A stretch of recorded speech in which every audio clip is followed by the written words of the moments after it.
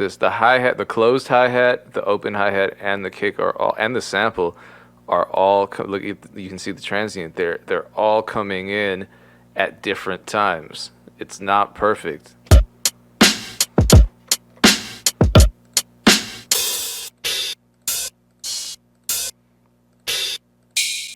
See, this is why I live alone. No one wants to hear me go through the same hi-hats for half an hour straight.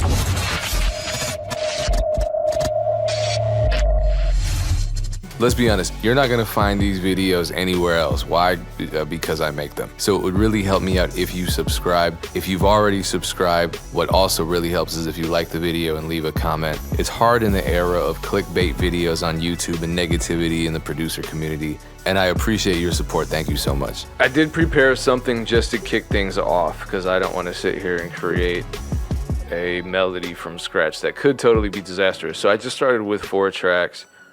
These are some of my go-to instruments. I think someone tweeted me and was like, well, I don't want to tune in if you don't use flute. So I use some flute.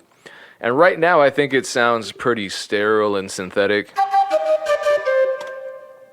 I started with the chords. I think I just played.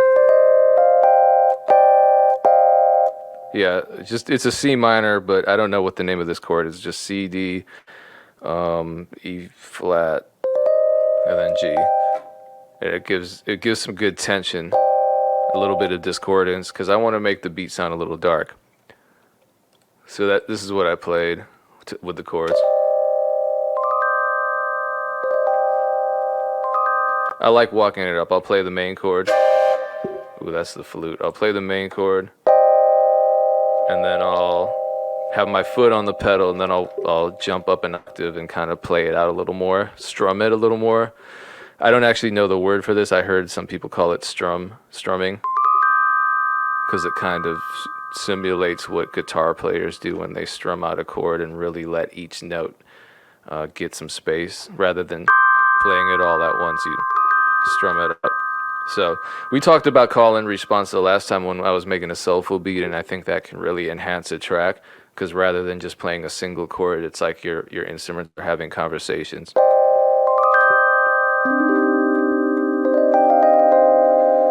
So that's fun. So I created this chord progression here, added the flute on top of it, added some kind of fake sounding guitar. It's hard to find realistic sounding guitar VSTs. I think a lot of it comes with how you play. I think any VST can be made to sound good based on how the person behind the VST is playing it.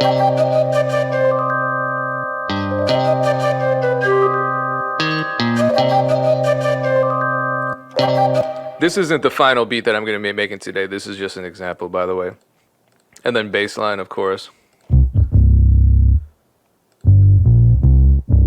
You'll notice too that this is absolutely not quantized.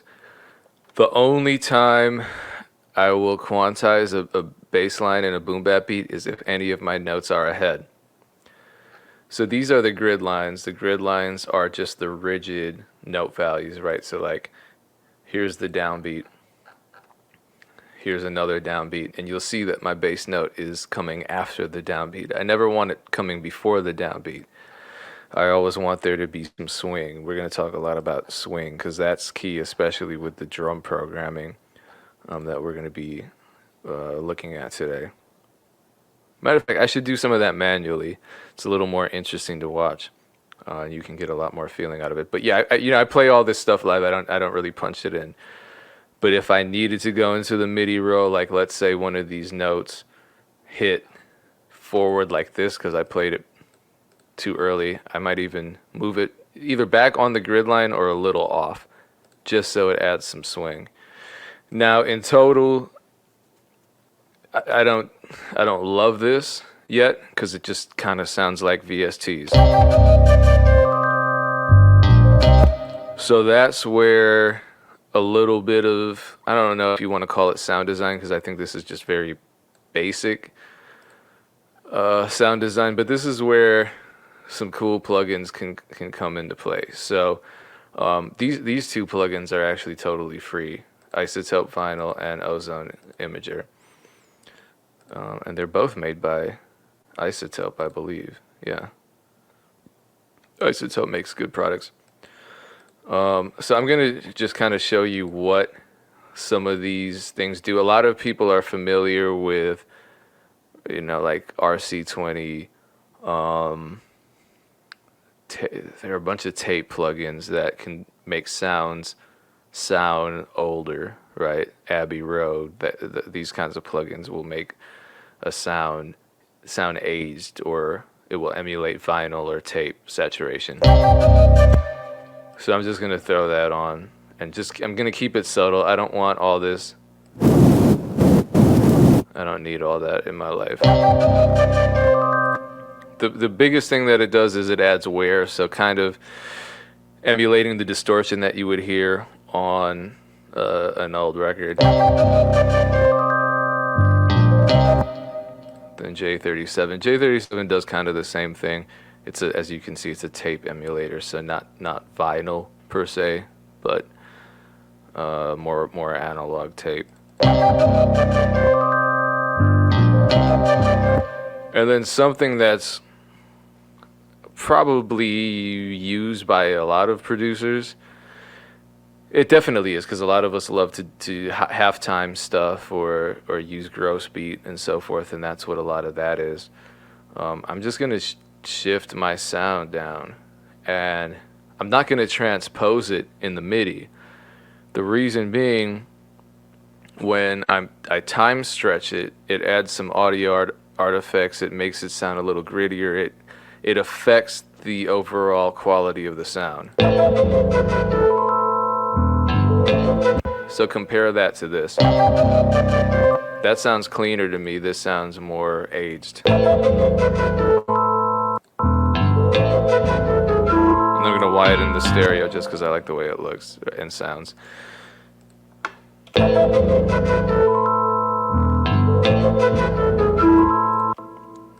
I actually don't like that this bass line is being destroyed, so we'll just go without the bass line for now.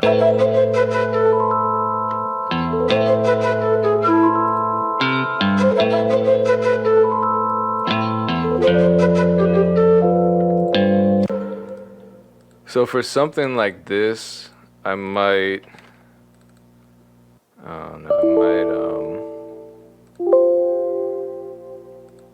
what is all this? This is also a free plugin that I use. It's just a really simple sampler, and that's kind of all I need sometimes. I'm gonna find a hi-hat, because the hi-hat swing is super important. The hi-hat really keeps the pace of a track and kind of tethers everything to one rhythm. So if the hi-hat is super rigid and it doesn't swing at all, then the whole beat's not gonna swing. Let's see. I could program this. It would just take longer. I want to play it out so that it's a little less robotic and imperfect and human sounding.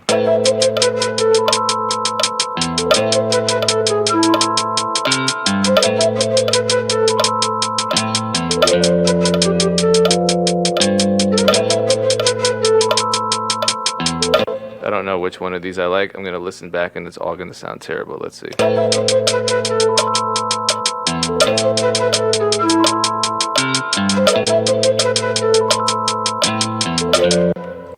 That was all right. And because it's MIDI now, we can just kind of manipulate the pitch more easily. So you'll see that none of these are lining up with the grid marks, and that's what we want.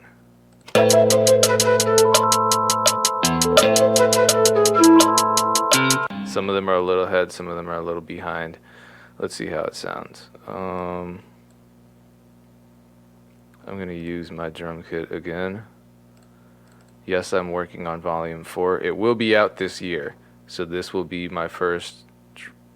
No, it won't be will it be my first drum kit of 2021? Probably. It'll be a big one.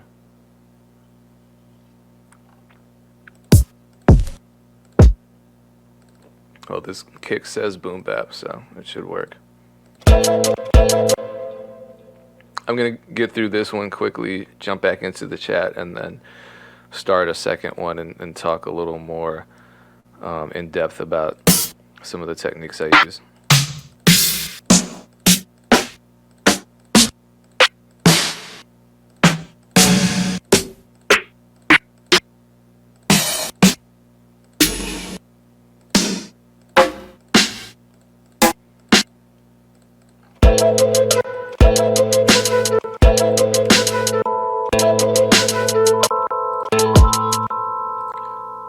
So this is where things get tricky. This double kick, ghost notes, whatever you want to call it. I think when we first start making beats, we just line them up with the grid. And that doesn't sound terrible, but it also has no swing. It sounds pretty mechanical and clean. So I will move this to the right so it's late. It should be hitting here, and it's hitting later, and then I turn the velocity down. That's where the ghost note comes in because it's barely there.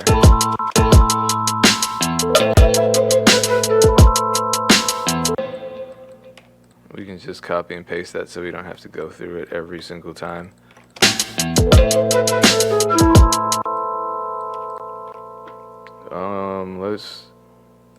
Let's throw in an open hi-hat there.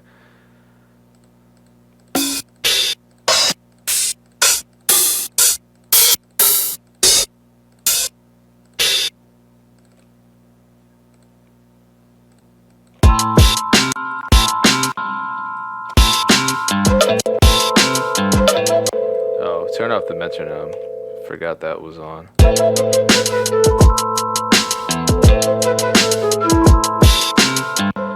So then if I just... Matter of fact, I'm going to use 8th notes instead of 16th notes.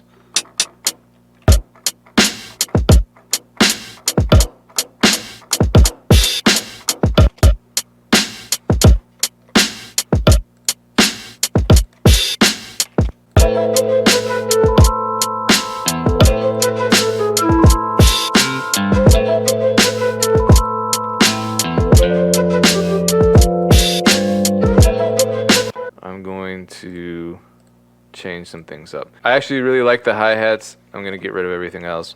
Another way, obviously, is to sample, and I don't want to use an uncleared sample.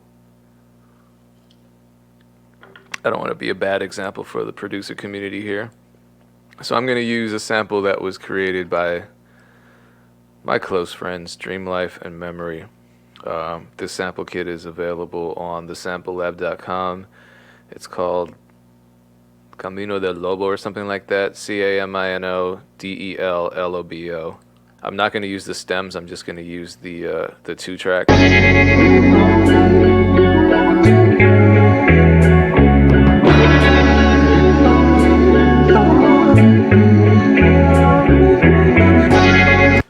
So obviously I could just use that sample as is and have a pretty dope beat because the sample sounds amazing. I'm not going to do that. So obviously boom bap is rooted in sampling, and you want it to sound authentic, you want it to sound gritty, you want it to feel like you're sampling in the spirit of, you know, the 90s hip hop. So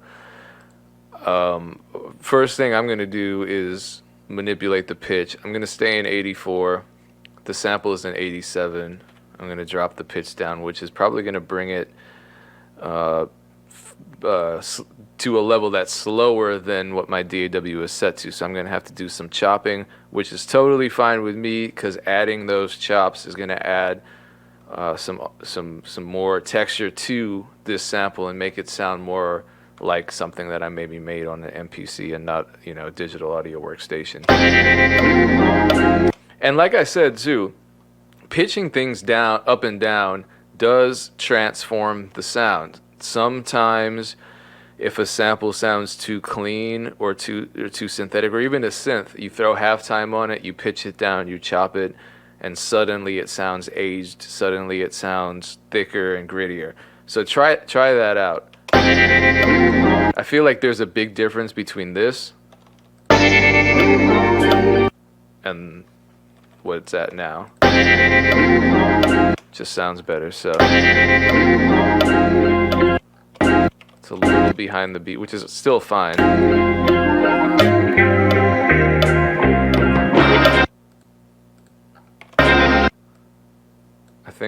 I think I'm just gonna use this part for now. If I loop this, it sounds dope. It sounds like, you know, because like when we were sampling off of records, those samples weren't always perfect through and through. So we would chop, rearrange, and that contributed to the boom bap sound. That contributed to the golden era sound. And so we want to make this beat in the same spirit, even though we have this beautiful sample laid out for us, and it could just be a layup. We want to do some chopping and make it feel a little more authentic.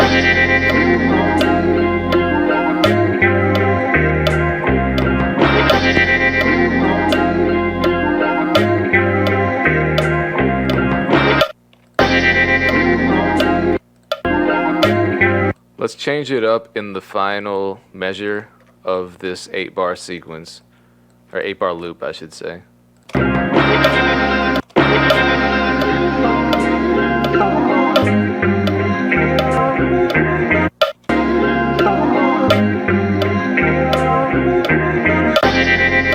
Okay, that sounds good. Matter of fact, I'm gonna borrow this hit here.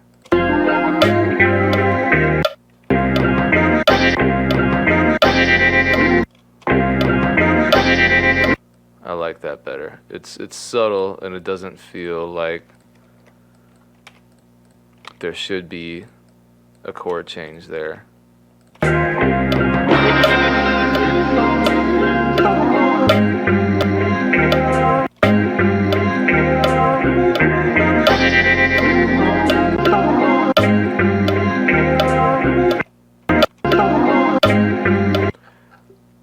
And there are a bunch of ways that we could theoretically age this.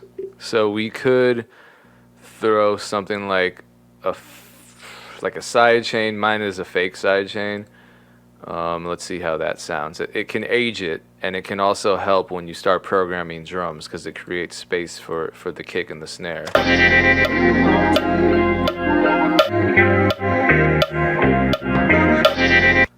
I'm gonna keep this on, but it's gonna be a little more subtle.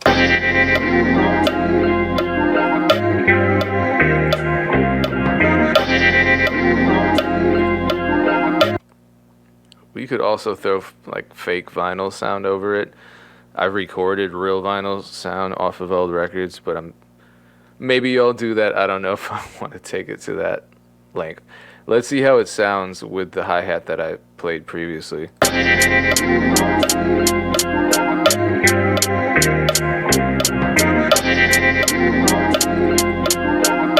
Yeah, I think I'm going to replay this hi-hat.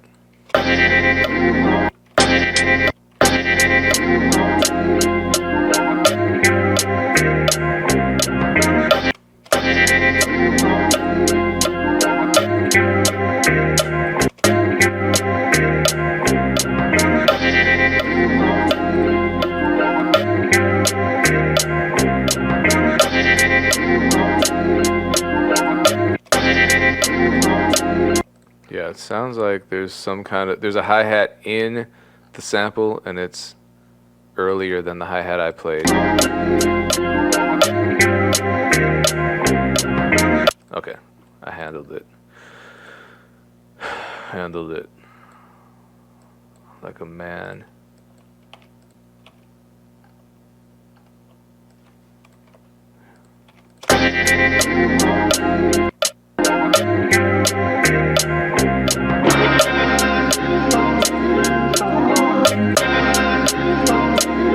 That happened again there.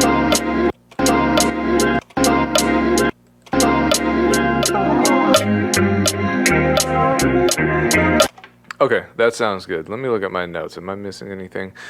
And we could also assign this to a pitch shifter as well.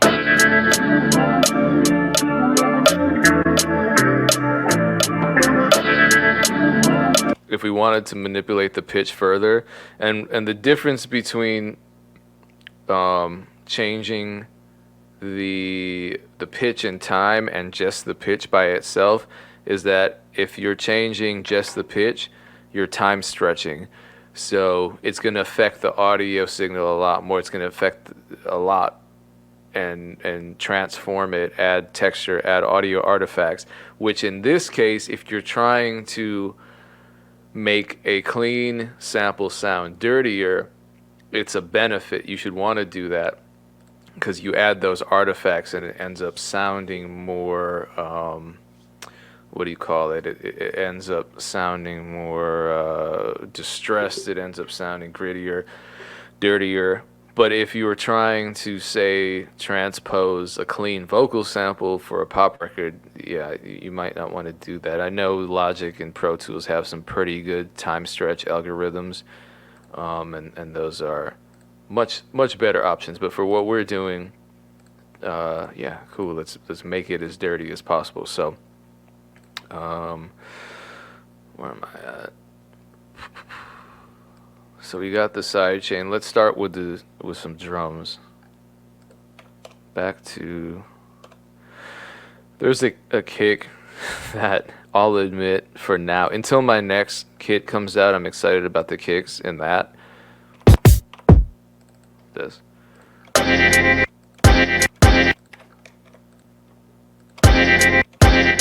Another shortcut to and there's nothing wrong with that. We've been using breaks forever in this producer culture of ours. Could just find royalty-free breaks and loops and use those. There are good ones in my kit. Let's see if there are any at 84 that we can just drop in. There's got to be one at 84. Come on.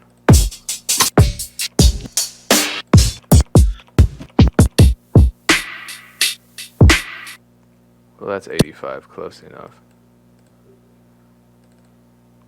Let's just see how it sounds. Let's just see.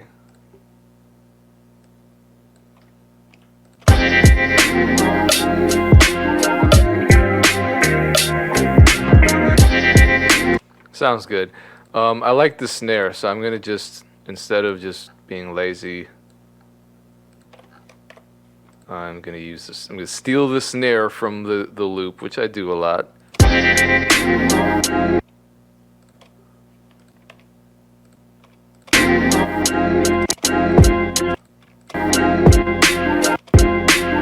See, this moment here where the kick isn't coming in at the same time as the hi-hat is just beautiful to me, because it just doesn't sound robotic. It sounds like it's human. It's humans make mistakes. Humans are imperfect, and that's what these subtle moments convey to the listener, even subconsciously when they're listening to it. It just doesn't feel computer generated. It feels humanized.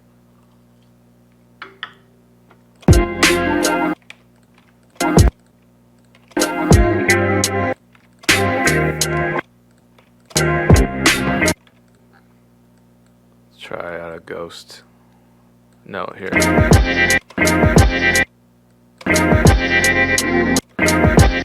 Okay. I'm actually liking this so far.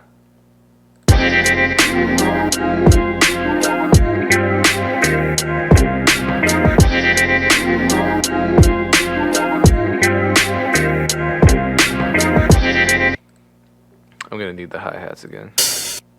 The open hat.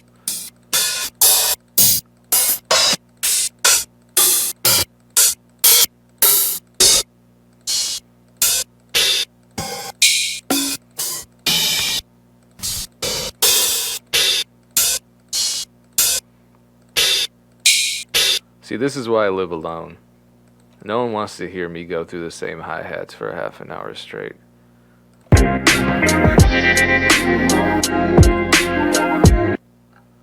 Where should the hi-hat? Because the open hi-hat placement does matter.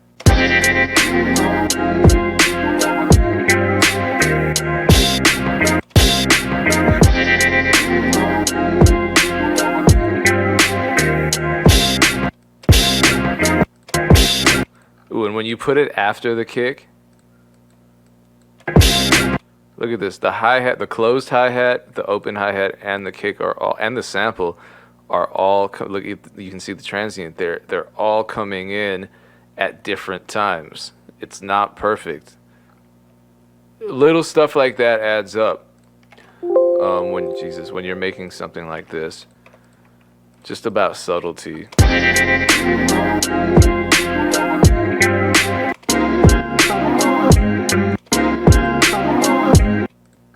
So now we got to switch it up here at the last 4 measures. Actually, the last measure. Let's take away the hi-hats and let's the kicks are gonna hit in line with the sample.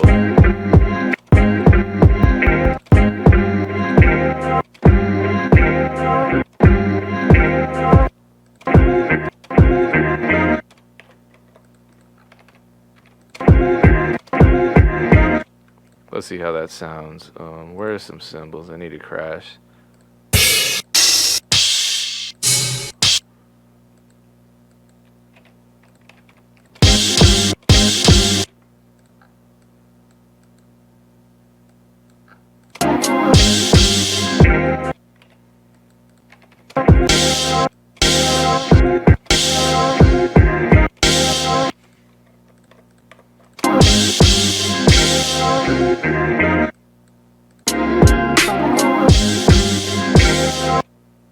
Maybe this is a little too exaggerated. It sounds a little too much.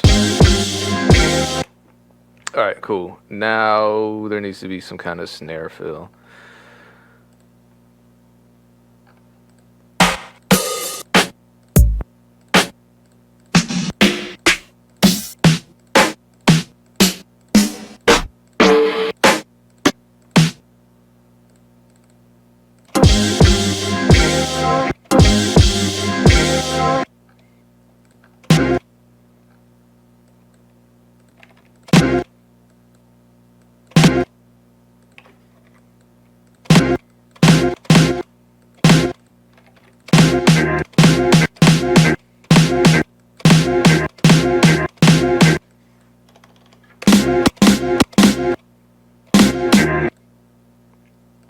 Maybe some toms. Maybe just some fills.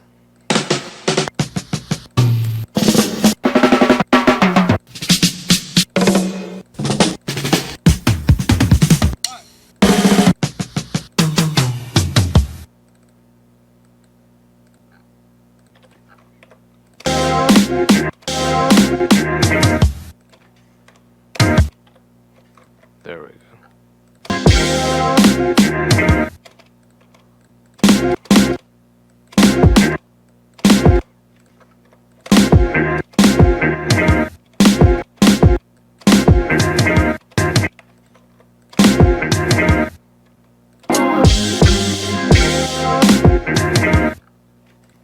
Nah.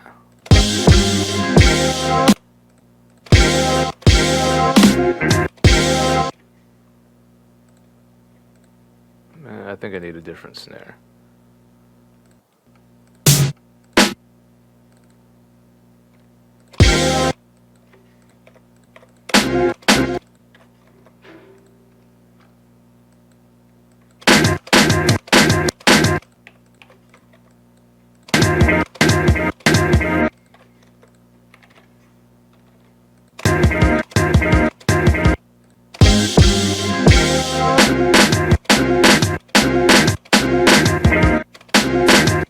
All right, let's see how that sounds.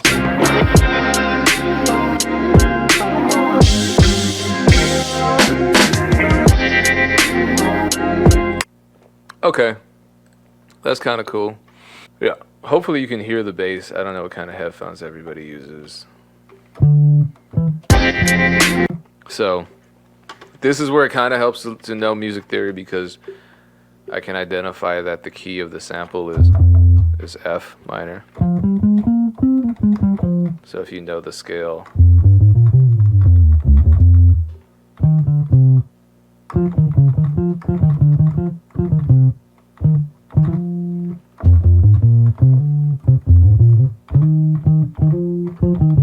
I don't know how crazy the bass line is going to be, but the same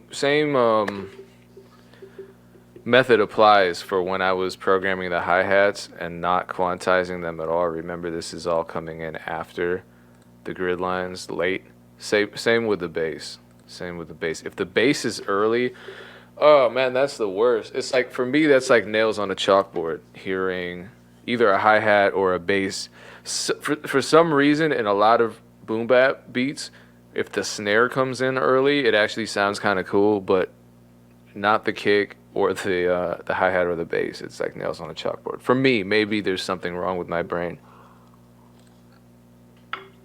But the root note here of this first chord is F minor, so I'm going to start with that. And a lot of people have problems with that. They might play another note in the scale, like C. C is in the scale of F minor, so they might start with C. Also, for me, nails on a chalkboard. I just think that sticking with the note in the bass line that corresponds to whatever bass note is in the chord that you're playing over makes the most sense, and it doesn't make people's ears bleed. But some people don't mind. Some people really like discordance. I'm just not in that gang.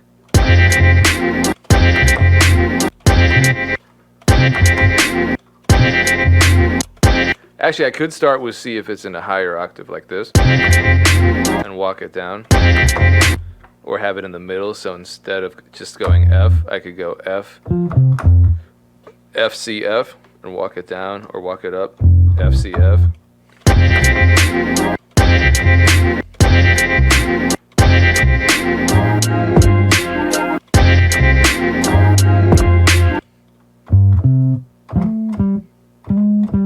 That might be cool. I always play in a higher octave so I can hear how the notes sound more clearly, and then I transpose it down. So if I go F, let's see if that sounds good.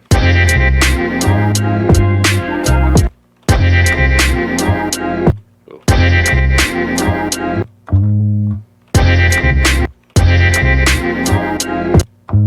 Every time I... What is happening? Okay, so I like this. I'm gonna step record. Another reason I don't have roommates.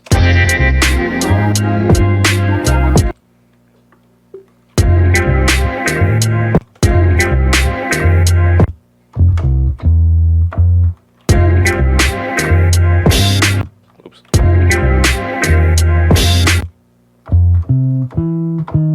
See, this is why I should play in the higher octave. I was playing E instead of D sharp, like a freaking fool.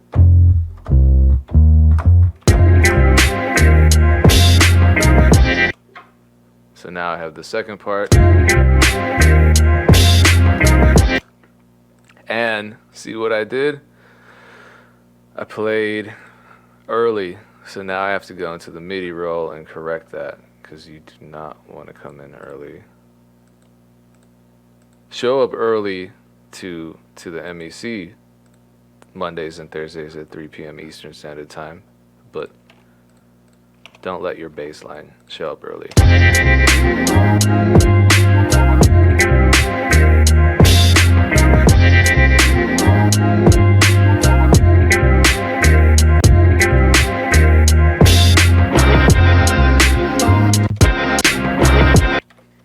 Now the chord changes, so the bass line has to change. So I think it just goes down. I've talked about this. It goes down 4 half steps. So starts out at F, so it goes down to C sharp.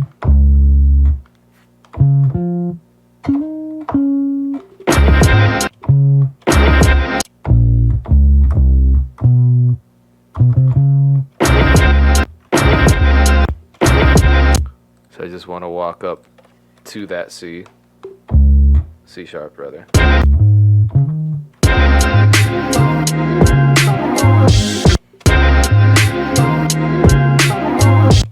And then I think for this part, I don't think there's any other option for me to do but play to the sample.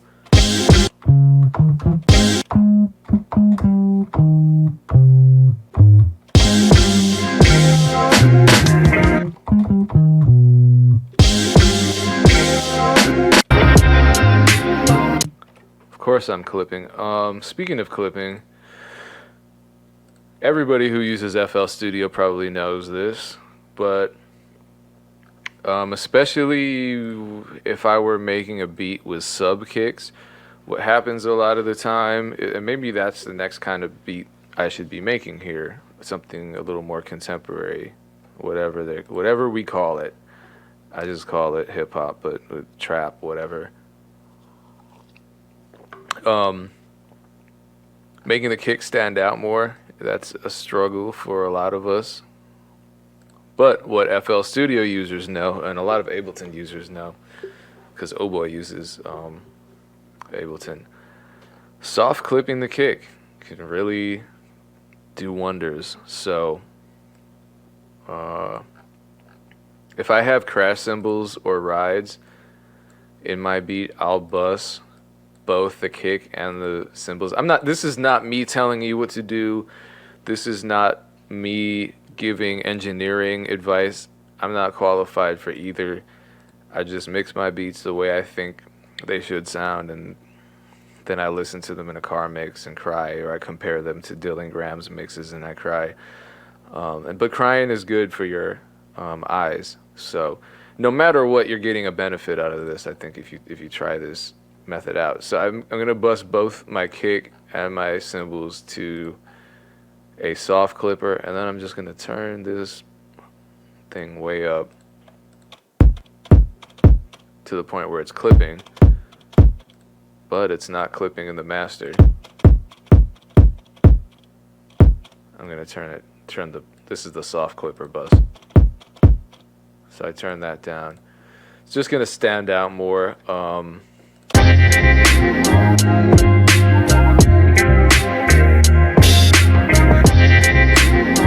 And right now, the bass is way too loud. So there are a lot of things that you can do to the bass. It's just overwhelming. I might just EQ out some of the low mids so that I can kind of anticipate where this drum is hitting, and you can use something like a like span. Matter of fact, let me see. I have span, right? Yeah, this is another free plugin.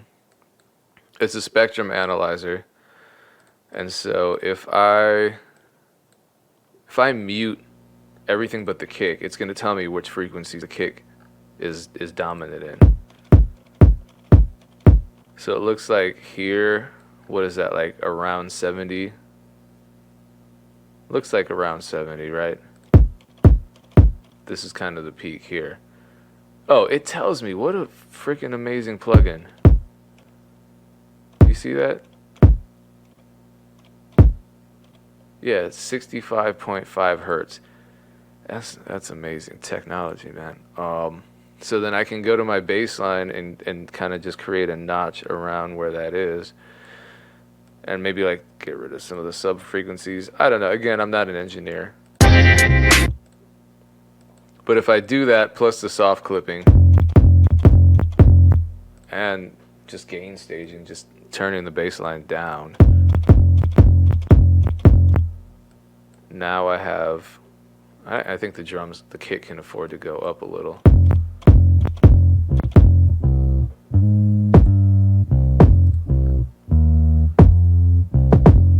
Yeah, the kick sounds hard, the bass is still thick, and life is good, right?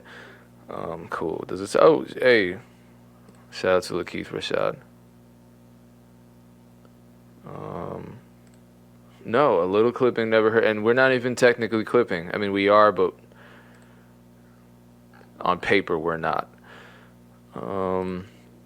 S1 mentioned using R bass to prevent the bass line and kick from playing in the same frequencies. R bass is a harmonic booster for bass, and I definitely recommend it. Shout out to S1, by the way. Did anyone see his tweets about his publishing deal? Ooh, MDRC.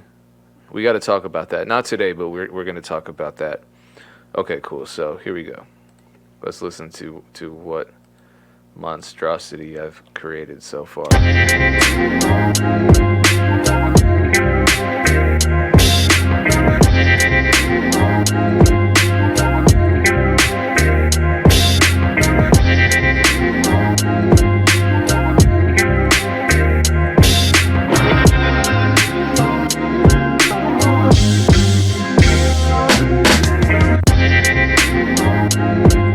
Cool. You know what? I'm just gonna do it, guys. This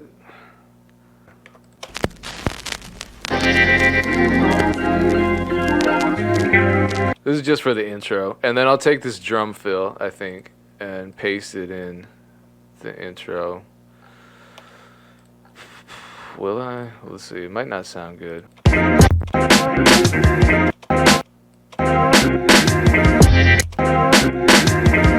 I'll probably change this later, but I don't want to agonize over it for the next 9 minutes.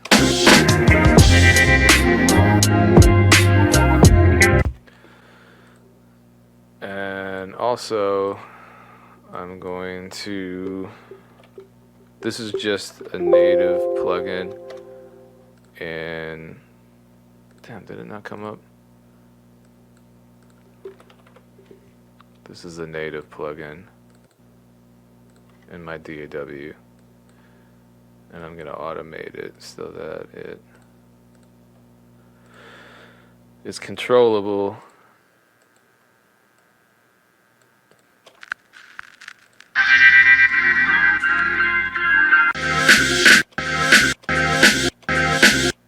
I'm gonna cut the sample out here because it's a nice dynamic. Playing with silence. Someone, God, who was it? I don't want to not give them their credit, but somebody on Twitter, some producer tweeted that silence is an instrument. I think it was Busyworks. Sorry if it wasn't Busyworks, but I think it was Busyworks. Shout out to him. But listen to how that silence creates more anticipation for when the sample comes back in.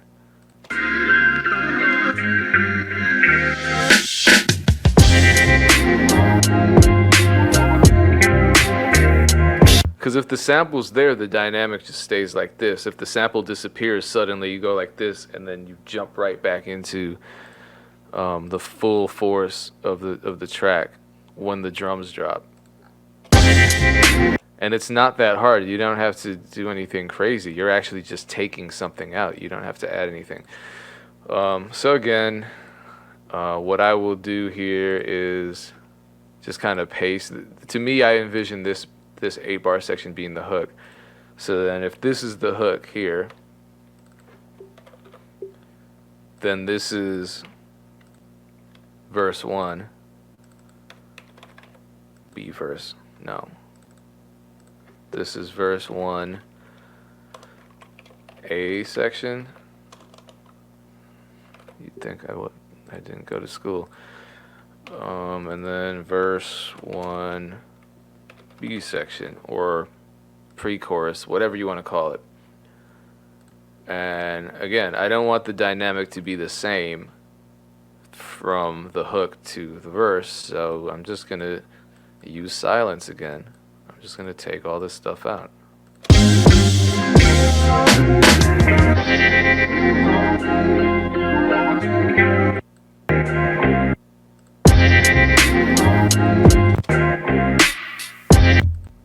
That sounds cool, doesn't it? So going from the end of the hook into the verse.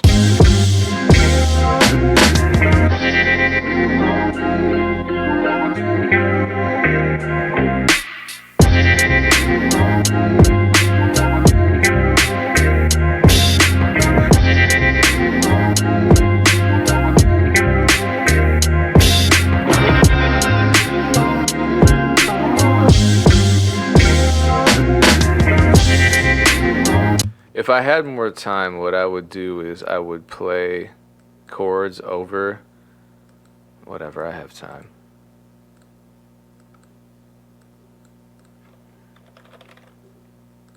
I don't know if this is what I want to use, if this is the instrument I want to use, but let's see.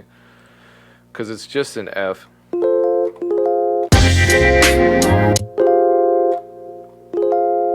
This is F minor, and then I add that discordance.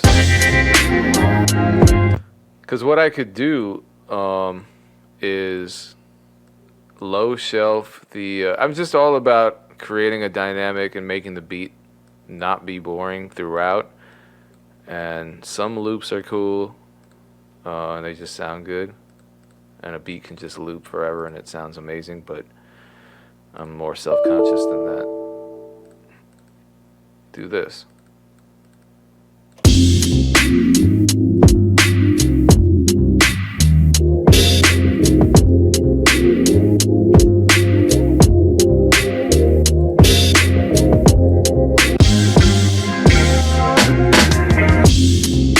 And now it sounds, you know, super empty.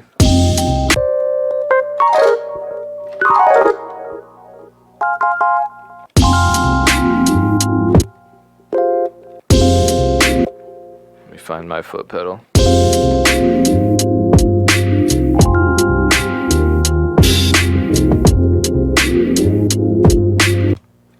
That makes it sound less empty now.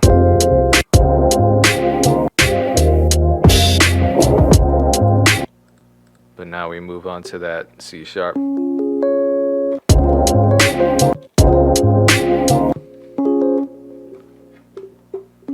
So I'm gonna play a minor 7th.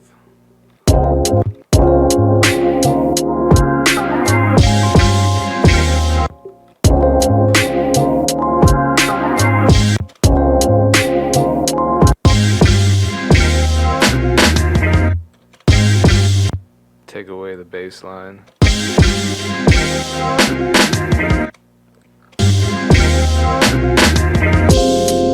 Actually, I'm going to take away the bass line there too, just to make more of an impact. And the kick. This is still the verse, but it's the second 8 measures out of the full 16. So I'm calling it the B section. And that, for me, that's useful to look at it that way, because if I'm just dealing with nothing but 8-bar sections, it breaks it down and compartmentalizes it in my head and organizes it in my mind, where I'm looking at these different sections and saying, okay, here's the hook. The hook has to be, let me get rid of that. The hook has to be different from the verse A, and verse B has to be different from verse A, because I know the end of verse B is going back into the hook. So it can't all be the same. So each one is different, you'll notice. And if I'm putting this beat online, which I probably am, it's going to be more interesting for a rapper or singer that wants to use it, because the sequence isn't just redundant and predictable, and it does have these drops that indicate there's a new section, so it signals to them, hey, end of verse section A, end of verse section B, now you're back into the hook, here's the hook. You started with the intro, it's all very clearly structured.